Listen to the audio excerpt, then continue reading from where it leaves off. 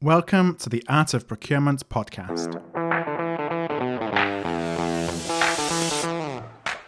I'm Philip Ideson, a 20-year procurement practitioner, former head of procurement, advisor to procurement leaders around the world, and the founder and managing director of Art of Procurement.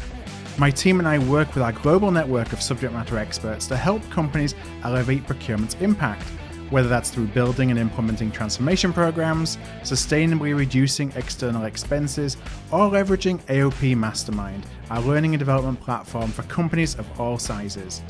You're listening to our flagship podcast, where we pull back the curtain and shine a light on the strategies, tactics, and tools that leading procurement teams are using to align their results with the needs of the business.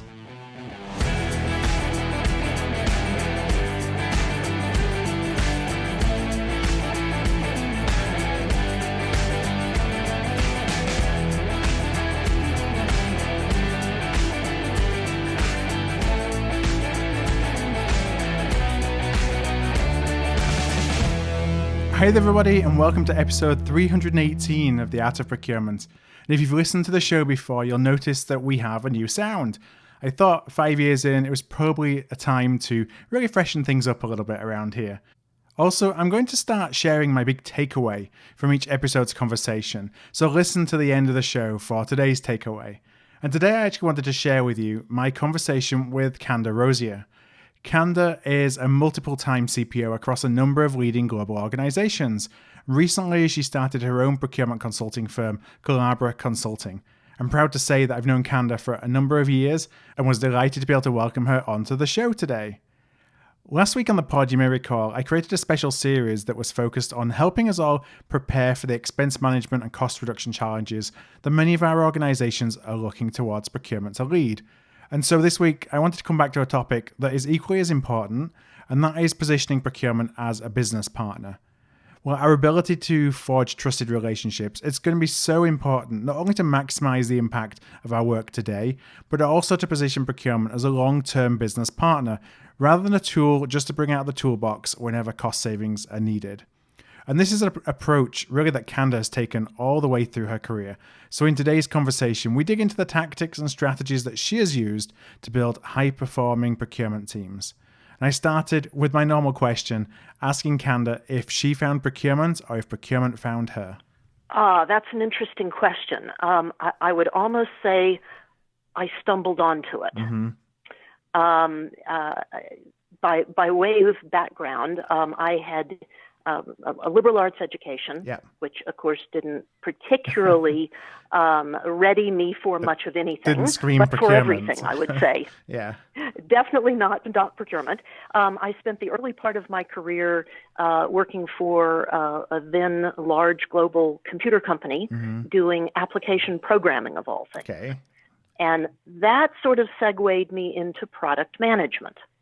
And I was now, a bit into my career. I was at First Data Corporation, and I was in a business product management role. And I was asked to assist the legal department with some vendor contract negotiations. Yeah. I'm not actually sure why they asked me to. Right. And I quickly realized I loved it. Yeah. It was fun, and apparently I was really good at it.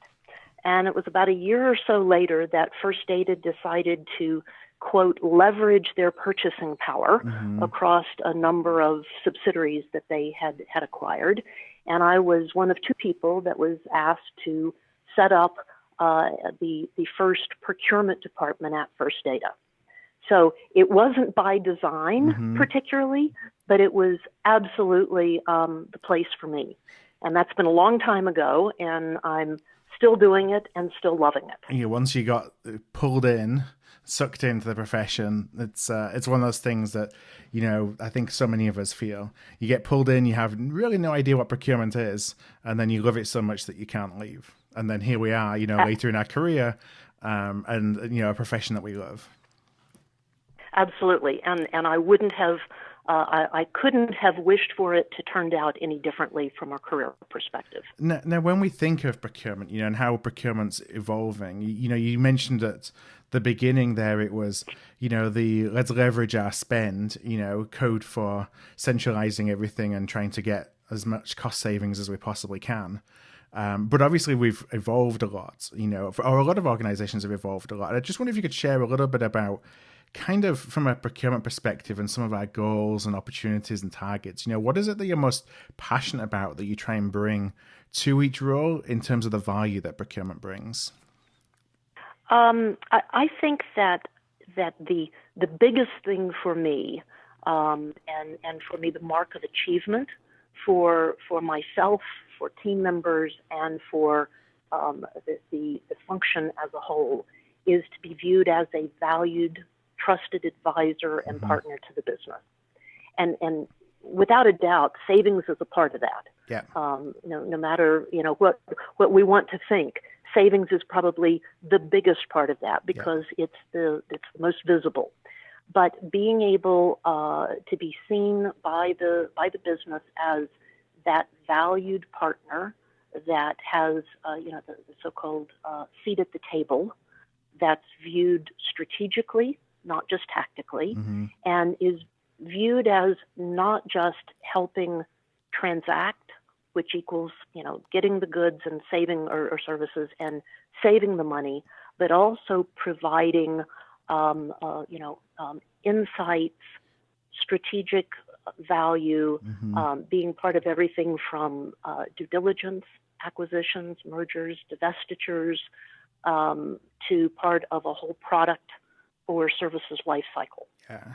Now, as you mentioned, you talked about a lot of value levers there that procurement can pull, and I completely agree in terms of how what the opportunities are for procurement in providing value, that while they do include savings, they obviously go way beyond savings. And I wonder if you have some approaches or philosophies or whatever it may be that you take to actually kind of dig beyond savings to understand what a business really wants, really needs from procurement. Because that's really, to me, the key of how do we shape our value prop, is going beyond what may be a high level metric to understand what they really want. Phil, I think the first thing is that procurement needs to approach the relationship with the internal stakeholders from the perspective that procurement is it's only there, it only exists to service internal client. Yep. And that we're not there because frankly anybody wants us. Yep. We're almost like a utility. And therefore what you want to be is the best value add that you can. And so with each stakeholder being able to establish rapport, being able to establish credibility, and probably credibility first, and that helps create the rapport. Being able to demonstrate that procurement is not there to try to make decisions for stakeholder. My experience is that when procurement comes in and tries to tell an internal business person what it is they should buy or how they should go about doing it, even if the procurement person's right, you've gotten off on the wrong foot. Right. The business person, the internal stakeholder, is the one that has the requirement. By the way, they're the ones with the money, with the budget, and you almost need to think of them as being your customer. And I think that when procurement starts to view their internal stakeholders as customers and try to treat them as if they were in fact an external customer, if you were in a sell-side environment, you start the relationship positioning it towards success. I completely agree. We're so passionate at Art of Procurement about positioning procurement as a strategic services business, within a business and not a silo, because as you mentioned, oftentimes folks don't necessarily, they want to go and do their own thing and they see us as being an inhibitor. And only when we truly deeply understand what they want can we start to provide them services ultimately that compels them to want to work with us. Because that's really what we want to aim for, is they want to come to us because they see the value, rather than us trying to push a process or a policy to say, hey, you have to work with us. Absolutely. And I do believe, by the way, that companies need a firm, whether it's a policy or a top-down commitment that recognizes the necessity of functions like finance and procurement. If a company has things like a no PO, no pay policy, having those as sort of underlying foundation stones is really important. But at the end of the day, if the business doesn't want to work with procurement will be relegated to being just a back office transaction processor. Send out the PO, and not adding value, and not having then that seat at the table, not having a voice or an opportunity to have a voice in the more strategic parts of the business. Yeah, we often think about, that first impression that you make with a stakeholder, especially when you're trying to build a relationship with the first time, about, every interaction, but certainly at the beginning, you have to be providing value. You can't just show up and present, this is procurement, this is what I do. I wonder if you could, maybe share some ways that you and your teams have been able to kind of make a good first impression, kind of how you approach those meetings, what kind of information you may bring to those meetings so that you're starting the relationship off on a good foot. I think one of the first things is to approach those first meetings not carrying the big stick, not coming in and saying, I have a mandate and thou shalt use us. If you do, you've lost it immediately. And I actually think that one of the things that procurement people can do to make themselves more successful is to step back for a minute before they have some of these initial meetings and think about when they have had initial meetings with suppliers. When a supplier's come in and met with you for the first time, what are the things that turn you off? What are the things that the supplier does that just started off on the wrong foot? And what are the and we all have those instances where we knew within that first couple minutes when a supplier came in that this had the opportunity and the potential to be a valued supplier partnership. And to go back and think about those things in the context of when procurement has been, quote, the customer, and then turn that around when you go into the meeting with your internal customer. And to me, the first thing is don't come in with preconceived notions to the meeting.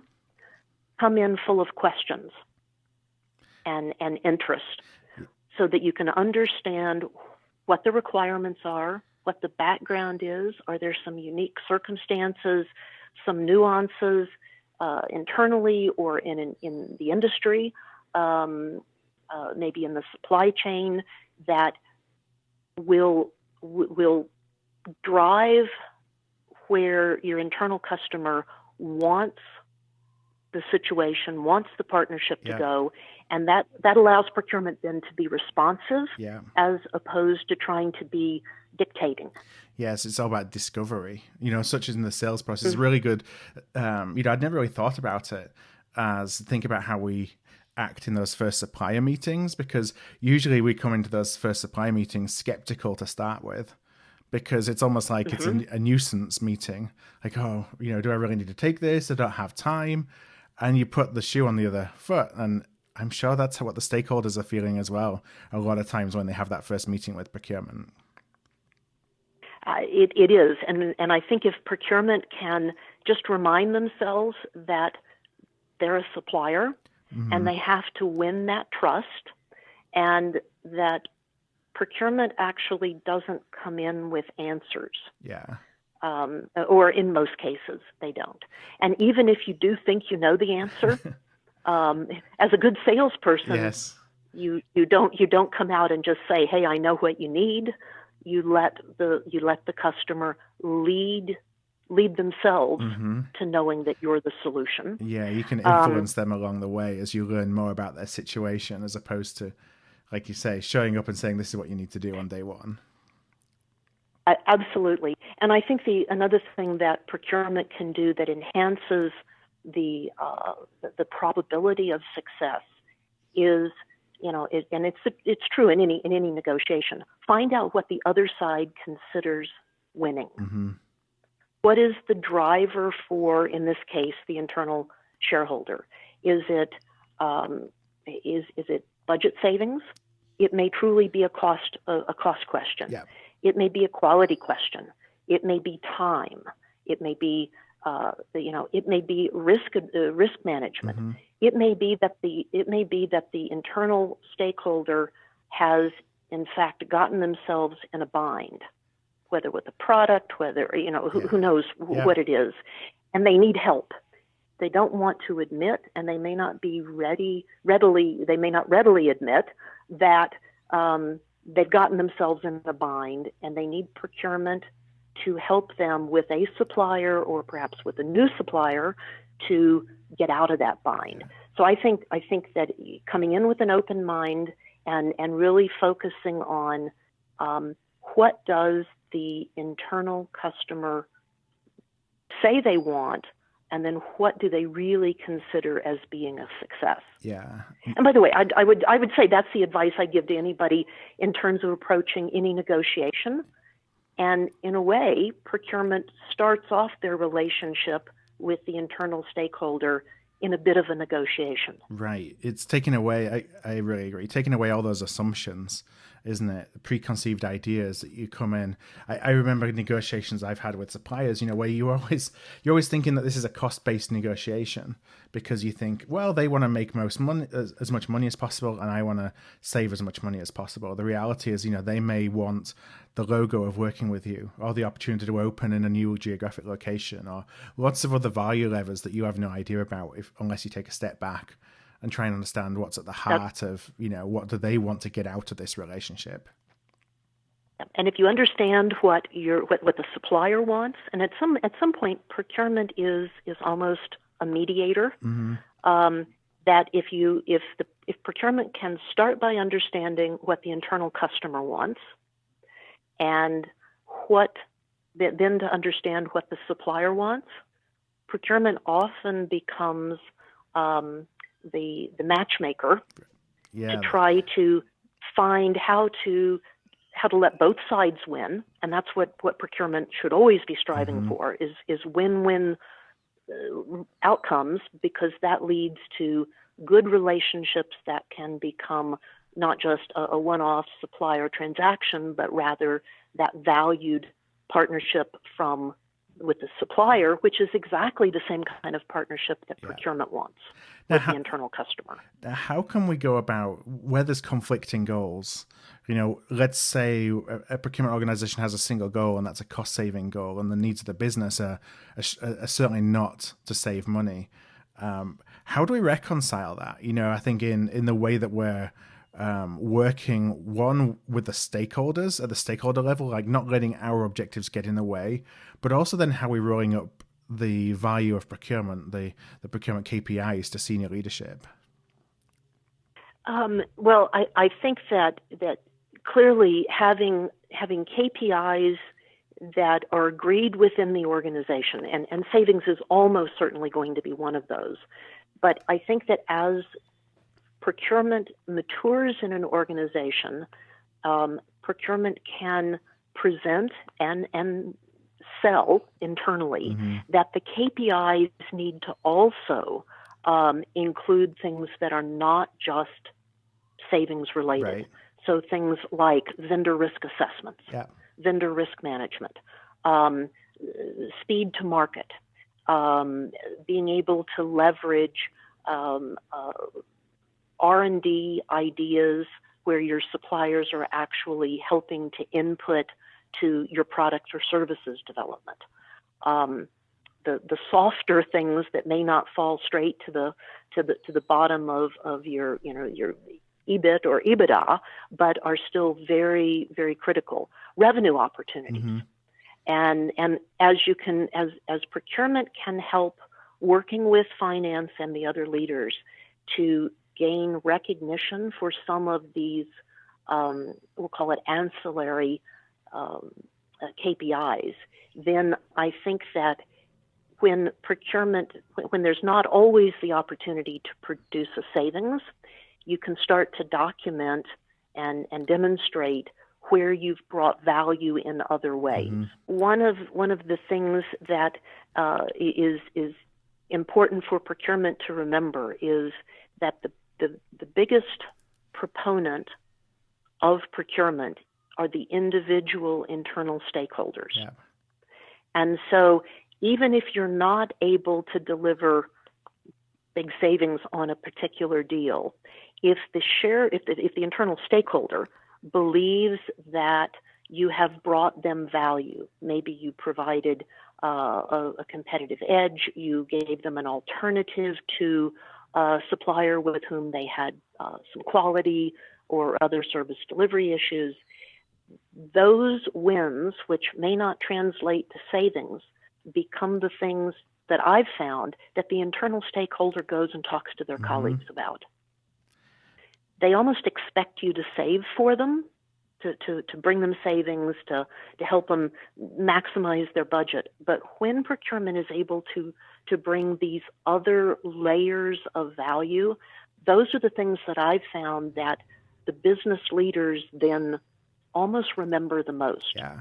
There's an expectation of savings, but when you can demonstrate the other stuff, that's the one that you hear being talked about, at the coffee pot 3 weeks later. Yeah, I actually love that you say that, because that's what fundamental to what we advise as well is that you can blow out your savings target and you can still be in a lot of trouble from a procurement perspective and engagement perspective because you've upset everybody in the process, or you can not necessarily meet your savings goals, but you've created all this other value and everyone's talking about you positively. Like you say, you may get all your savings targets, but the conversation in the car to the next meeting or whatever between the CEO and the CFO can be about how procurement is not enabling the business. And that's what defines procurement, not necessarily any metrics. Right. Yeah, it's the measure of success should not be how much glass you break in achieving the goals. Yeah. So as we think about that role for procurement, then what does that do to the skills? How important does that make the soft skills of a procurement professional as opposed to perhaps the more traditional skills that most of us were taught as we're coming up through the profession? I personally think that the soft skills are the most critical. Yeah. And they are the ones that I think are less easily taught. If I go back to, my background, which I described to you, I didn't know anything about procurement per se. I learned it, and I've learned lots over my career about the fundamentals of procurement and sourcing and contracting. But the soft skills, I believe, are what differentiate really successful procurement professionals. Yeah. And that's it's critical thinking skills.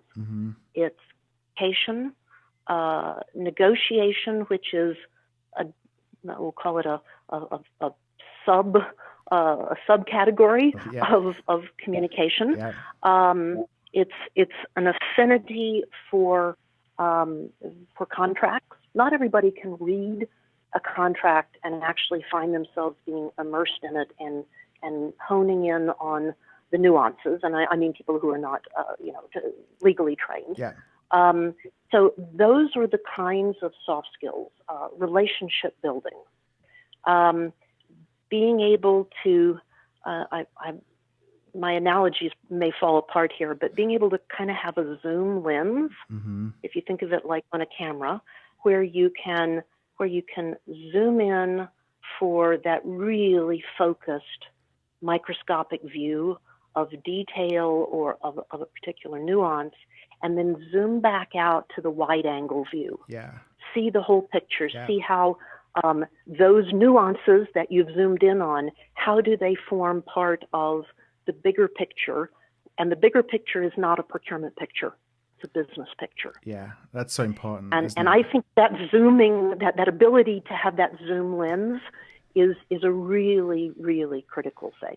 I've often found that the team members that I have had over the years who have been the real superstars, almost none of them started out in procurement as a young graduate who said, this is exactly what I want to do. Yep. A lot of them had varied backgrounds.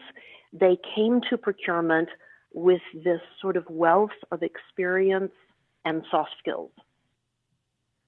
So as you think about procurement professionals who have been in the function for a long time, and I'm sure you've had a number of folks like this on your team, like what advice or suggestions do you give them to kind of try and change that mindset? Because it's a mindset as much as it is a skill set, because you're thinking very differently about the world around you than perhaps a very fact-based, data-driven, this is the right thing, so why aren't people doing it approach, which is how a lot of us, me included, kind of grew up in procurement because that's what we're taught. I think it starts with really an almost a walk the talk approach from procurement leadership that says, here are the values, here's a mission statement. Yeah. The goals are strategic. There will be, of course, tactical delivery elements and outcomes that we have to achieve.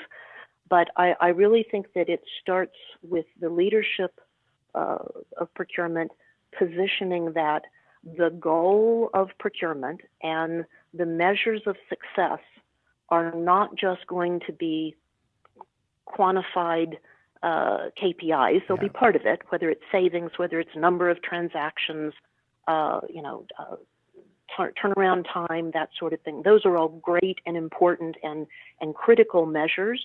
But to make sure that each team member, even at the most junior levels, have some sort of qualitative goal. And of course, as they progress and as they mature in their career, those qualitative goals, I think, start to become bigger, more visible, and take on a more prominent position. And I've found that in my career that as I look at the really successful team members, they recognize fairly early on that they're comfortable with soft skills. Yeah. And you as a procurement management team, recognize which of your team members really have that comfort and that passion and that affinity for soft skills. So there is a little bit of natural selection that occurs. Yeah. Some people may not have the soft skills, and by the way, there's great opportunities and requirement for the more strict data science sort of approach in procurement. But I think that's where a procurement leader really has to say, let me understand my employee, let me understand the skills, and then help direct them for where they can be most successful for themselves and thus for the organization. Yeah, that's really important. Kind of not trying to push them into something that they'll never be. If you're able to architect kind of a structure that gets the most out of them, even if it may be in a support and not a customer facing role or whatever that may be, but not as well just saying, well, this is the kind of skill set you need. And if you don't have that skill set, then, there's no place for you here. Now, like you said, there'll be some natural selection of folks who just don't fit. But on the other hand, there's not having every single skill set doesn't mean that you're not going to have a successful career. Absolutely not. And particularly, I think, as we see the evolution that's happening within procurement as a function, with the increased use and prevalence of intelligent automation, of RPA, of all of those types of things, there's skills that I think are going to be increasingly required for success in those areas, and they may not be the same skills that we would have for building that internal stakeholder partnership or the supplier partnership relationships. There's something you said as well that I want to just draw out is, when we're talking about metrics and KPIs, and we talked a little bit about balanced scorecards, but the importance that it is on procurement to change that conversation, not to expect a CFO or a COO or whatever our line of command happens to be to suddenly decide they want something different from us, because we've spent the last 20 years conditioning people to think that cost savings is our only goal. And so they don't even know to ask for something different, I don't think. Absolutely. And again, that's where I think procurement leaders really need to take the initiative. Yeah. Procurement is evolving. Companies are evolving. The business world is evolving, but it's up to procurement leadership to guide the evolution of procurement within their company, within their company's culture, and position how successes or how success may be viewed differently, or how there may be different aspects of success to be viewed. It's a journey. Yeah. I don't think it happens overnight for most companies. No, especially those that are used to looking at procurement in one way. You can't change the perception of what we can deliver overnight, nor would very few CFOs, for example, say on day one, I'm measuring you on corporate cost savings target, or on day two, don't worry about it. We'll go and find some other value measures, but it's one of those things that over time you can perhaps reduce the reliance on one and increase the importance of another metric, another goal. Correct. Yes, well, I agree completely. Well, Canda, I want to really, first of all, thank you so much for joining me on the pod today. There's lots of great advice here in terms of really positioning procurement as a services business within a business, as opposed to kind of our traditional way of thinking about procurement as a function, if you will. Now, the easy question I always say at the end is, if folks, if any listeners are listening in, they've enjoyed the conversation and they'd like to reach out directly to you, what's the best way for them to get in touch with you? Okay. And by the way, Phil, thanks for having me on the pod. This has been great fun. I always love talking about this. The best way for people to reach me is certainly on LinkedIn. Yeah. And it's Canda Rozier, and I'm the only one, so I'm easy to find. And or it's canda.rozier@gmail.com, and I would be delighted to hear from any listeners and can connect with folks who have the same passion about procurement. Awesome. Well, thanks, Canda. What I'll do is I'm going to include a link to your LinkedIn profile in the show notes for the episode, so folks can go directly to that, click through, and connect with you there. And so that's going to be at artofprocurement.com/podcast, and you're going to find a list of all of our most recent podcasts. You'll find this one with Canda there as well. So, Canda, one last time, thank you so much for joining me. Really appreciate it. I want to thank you for listening in to my conversation today with Canda. So my big takeaway that I want to highlight is that your biggest wins may not be the ones that show up in the savings report, but the ones that are talked about at the water cooler. I found that by focusing on business outcomes first, the savings, well, they typically follow, because that earns you the trust to recommend cost savings tactics that can be applied to the project in question, or in another area of spend that your stakeholder has responsibility for. Now, to subscribe to our weekly newsletter, This Week in Procurement, and never miss an episode, go to artofprocurement.com/subscribe, and you can find our back catalogue of over 300 podcasts from the past 5 years at artofprocurement.com/podcast.